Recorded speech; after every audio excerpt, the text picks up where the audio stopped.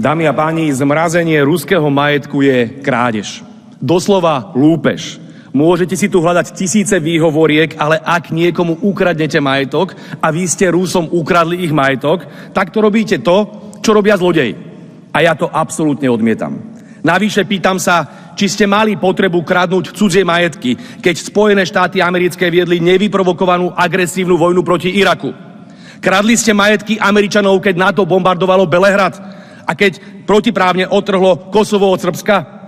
A pýtam sa aj dnes, budete kradnúť majetky Izraelčanov za to, že páchajú genocídu na palestínskom národe? Prosím, spamätajte sa a prestaňte liať miliardy a zbrane do Ukrajiny. Miliardy potrebujú chudobní Európania, tak prestaňte dokola riešiť len Ukrajincov. Je to nefér voči našim vlastným občanom. Tie vaše sankcie proti Rusku nefungujú.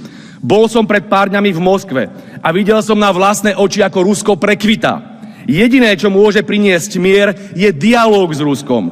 Nie krádeže, nie zbrane, nie ďalší mŕtvi Ukrajinci, ale dialóg a rešpekt. A ja budem do Ruska chodiť aj naďalej, lebo na rozdiel od vás neverím vo vojnu, ale verím rovnako ako Slováci v mier.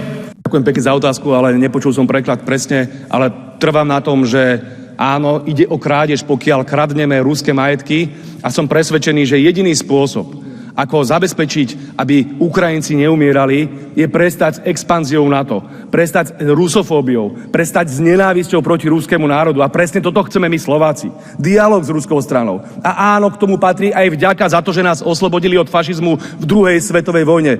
A patrí k tomu áno aj ospravedlnenie za to, že tu prijímame rasistické, militaristické a nenávistné deklarácie. Ďakujem pekne.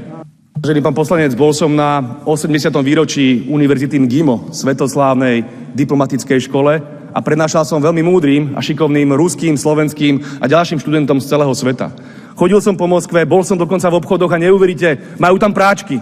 Tvrdili tu západní propagandisti, vraj ich kradnú na ukrajinskom fronte. Nie, oni tam majú aj práčky, aj ladničky, aj auta, majú tam všetko.